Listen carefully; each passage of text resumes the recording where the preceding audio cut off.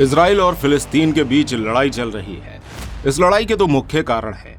पहला है जमीन का दावा और दूसरा है यहूदी और मुस्लिम धर्म, जो कि इजराइल और फिलिस्तीन दोनों देश इस क्षेत्र के ऊपर अपना दावा कर रहे हैं। इजराइल का यह दावा है कि यह क्षेत्र भगवान द्वारा उन्हें दिया गया है, जबकि फिलिस्तीन का दावा है कि यह क्षेत्र उनके पूर्वजों का घर है। इजराइल एक यहूदी देश है, जबकि फिलिस्तीन मुस्लिम देश। वैसे तो इन दोनों देशों के बीच मतभेद काफी समय से चल रहा है, लेकिन अभी हाल फिलहाल ही में 10 अक्टूबर 2023 यानी कि 3 दिन पहले ये लड़ाई दोबारा से शुरू हो चुकी है, जब फिलिस्तीन के आतंकी संगठन हमास ने इजराइल के क्षेत्र पर रॉकेट दागे। इस घटना के बाद इजराइल भी चुप नहीं बैठा और फिलिस्तीन को मुंहतोड़ जवाब देने के लिए गाजा पट्टी पर हवाई हमले किए। और इस लड़ाई में अब तक कई लोगों की मौत भी हो चुकी है, जिनमें कई सारे बुजुर्ग और बच्चे भी शामिल हैं। यूनाइटेड नेशन और अन्य अंतर्राष्ट्रीय संगठनों ने दोनों पक्षों से लड़ाई को खत्म करके समझौता करने के लिए कहा है। हालांकि अभी तक किसी भी तरह का कोई समझौता नहीं हुआ है। इजराइल अब तक अपने 3,60,000 सैनिकों को जंग में उतार चुका है। इसके अलावा इजराइल के पास इमरजेंसी में अपनी सेना को और बढ़ाने के लिए रिजर्व आर्मी मौजूद है। इस समय इजराइल के पूर्व पीएम नफ्ताली बेनेट ने भी इजरायली डिफेंस फोर्सेस की रिजर्व बटालियन को ज्वाइन कर लिया है। नफ्ताली बेनेट सिर्फ पूर्व पीएम ही नहीं, बल्कि इजराइल की सेना में कमांडर भी रह चुके हैं। साथ ही में और भी कई सारे राजनेताओं ने इजराइल की अपनी अपनी यूनिटें ज्वाइन कर ली है। इस समय वो सेना जो जंग लड़ रही है उसमें 1.5 लाख से भी ज्यादा सैनिक हैं। इसके अलावा इजराइल के पास 5 लाख रिजर्व सैनिक भी हैं। इजराइल के वर्तमान प्रधानमंत्री बेंजामिन नेतन्याहू ने आतंकी संगठन हमास ग्रुप को खत्म करने की कसम खाई है। साथ ही में इजराइल के वो सभी नागरिक जो दुनिया के अलग अलग कोनों में बसे हुए हैं, वो सभी भी पूर्ण रूप से अपने प्रधानमंत्री के समर्थन में हैं और वापस इस फैसले को सहयोग करने के लिए अपने देश लौट रहे हैं। इसके अलावा हमारे भारत में रहने वाले इजराइल के नागरिक भी अपने देश वापस जा चुके हैं। प्रधानमंत्री के साथ साथ इजराइल के नागरिकों का भी स्टेटमेंट यही है कि वे आतंकी ग्रुप हमास का सफाया कर ही रहेंगे। इजराइल के सभी नागरिक अपने देश के लिए दुश्मनों से लड़ने के लिए पूरी तरह तैयार बैठे हैं, लेकिन इस युद्ध में काफी सारे लोगों की जानें जा चुकी हैं। इस युद्ध के दौरान इजिप्ट ने गाजा के नागरिकों को अपने देश में आने के लिए बिल्कुल मना कर दिया है। साथ ही में राफा बॉर्डर क्रॉसिंग को भी पूरी तरह बैन कर दिया गया है। एक यही वो देश था जिसके जरिए फिलिस्तीन इजराइल के हमले से बच सकता था। इसके अलावा वो ट्रक जो राहत सामग्री लेकर इजिप्ट से फिलिस्तीन जा रहे थे, उन्हें भी वापस कर दिया गया। इजिप्ट के राष्ट्रपति अब्दुल फतह अल सीसी का स्टेटमेंट है कि इजिप्ट इस मुद्दे को दूसरों की कीमत पर निपटाने की इजाजत नहीं देगा। इजराइल के हमले से बचने के लिए गाजा के लोगों की राफा ही एकमात्र जगह थी जिसके जरिए ये लोग इजिप्ट में शरण लेना चाहते थे, लेकिन यहाँ आने पर इजिप्ट के राष्ट्रपति ने पूरी तरह से बैन लगा दिया है। घनी आबादी का ये क्षेत्र गाजा, इसराइल और समुद्र से पूरी तरह घिरा हुआ है। देखा जाए तो इसराइल ने गाजा को पूरी तरह घेर रखा है। साथ ही में इसराइल ने गाजा के अंदर बिजली, पानी और जरूरत की सभी चीजों की सप्लाई करना भी बंद कर दी है।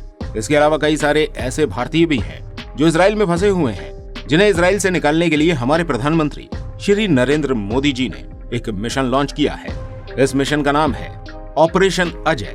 इसके चलते भारत की पहली चार्टर्ड फ्लाइट ने कल रात को इसराइल के बेन गुरियन एयरपोर्ट से उड़ान भरी है। इस फ्लाइट में आने वाले लोगों की संख्या 203 है। वह भारतीय जो इस फ्लाइट में पहले आ जाएंगे, उन्हें यहाँ ले आया जाएगा। इसके बाद दूसरी फ्लाइट भारतवासियों को लेने के लिए भेजी जाएगी। इस ऑपरेशन अजय के दौरान वह भारतीय जो इसराइल में फंसे हुए हैं, उन्हें इसराइल से बाहर निकाला जाएगा और इसके लिए भारतीय दूतावास वहां रहने वाले भारतीयों की जानकारी इकट्ठी कर रहा है। इस चार्टर्ड फ्लाइट की व्यवस्था उन लोगों के लिए की गई है जो इसराइल से खुद वापस नहीं आ पा रहे हैं, क्योंकि इतनी खतरनाक जंग होने की वजह से इसराइल की कई सारी फ्लाइट्स बंद पड़ी हैं। इसराइल में रहने वाले भारतीयों की संख्या तकरीबन 18,000 के करीब है। इसमें ज्यादातर नौकरी करने वाले और छात्र हैं। ये पहली बार नहीं हो रहा है जब भारत अपने उन देशवासियों के लिए कोई ऑपरेशन चला रहा हो जो बाहर किसी जंग के दौरान फंसे हुए हैं। जब भी ऐसा हुआ है कि कहीं भी भारतीय नागरिक किसी दुविधा में फंसा हो, तो भारत सरकार उन्हें वापस अपने देश लेकर आई है। इसी तरह साल 2023 में भारत ने ऑपरेशन कावेरी चलाकर सूडान के गृह युद्ध में फंसे 4,097 भारतवासियों को निकाला था। इन नागरिकों में 136 विदेशी नागरिक भी शामिल थे। इसके अलावा साल 2022 में रूस और यूक्रेन के बीच होने वाले युद्ध में भी भारत ने ऑपरेशन गंगा लॉन्च किया था और अपने 18,282 भारतीयों को सही सलामत इस युद्ध से बाहर निकाला था। इसके बाद साल 2022 में ही जब तालिबान अफगानिस्तान की सत्ता के ऊपर हावी हुआ, तभी भारत ने ऑपरेशन देवी शक्ति चलाकर 669 भारतवासियों को वापस लाने का काम किया था। और अभी चारों तरफ कोविड का कहर चल रहा था, तब भी भारत ने अपने देशवासियों को दुनिया के कोने कोने से लाने के लिए ऑपरेशन समुद्र सेतु चलाया था और अपने सभी भारतवासियों को सेफली अपने घरों तक पहुंचा दिया था। और सिर्फ यही नहीं, बल्कि साल 2015 में नेपाल में आने वाले भूकंप के बाद भारत ने ऑपरेशन मैत्री को चलाया था और वहां से भी 5000 से भी ज्यादा लोगों को सही सलामत बचा के लाए थे, जिसमें ज्यादातर लोग विदेशी ही थे। इसराइल लगातार हमास के ऊपर हमले कर रहा है। एक तरफ तो इसराइल गाजा बॉर्डर की दूसरी तरफ मौजूद आतंकी संगठन हमास के ऊपर लगातार हमले बोल रहा है। इसके साथ साथ इसराइल की सीमा के अंदर जो इसराइलवासी मौजूद हैं, उन्हें भी हमास ग्रुप के हमले से बचाने का पूरा प्रयास कर रहा है। इसराइल में आए दिनों ऐसे हमले देखने को मिलते रहते हैं, जिनकी वजह से यहाँ रहने वाले लोगों की भारी मात्रा में जान जाती है।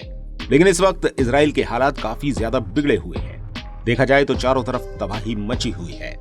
कई सारे घर, बिल्डिंगें गिर चुकी हैं और कई सारे लोगों की मौत भी हो चुकी है। ये लड़ाई कब खत्म होगी ये तो नहीं कहा जा सकता, लेकिन यहाँ रहने वाले लोगों की हालत काफी ज्यादा खराब है। लेकिन भारत सरकार ने अपने एक एक भारतवासी को सेफली अपने घर पहुंचाने की भी शपथ ली है। इसी की वजह से उन्होंने ऑपरेशन अजय शुरू किया। उम्मीद करते हैं वीडियो आपको पसंद आई होगी।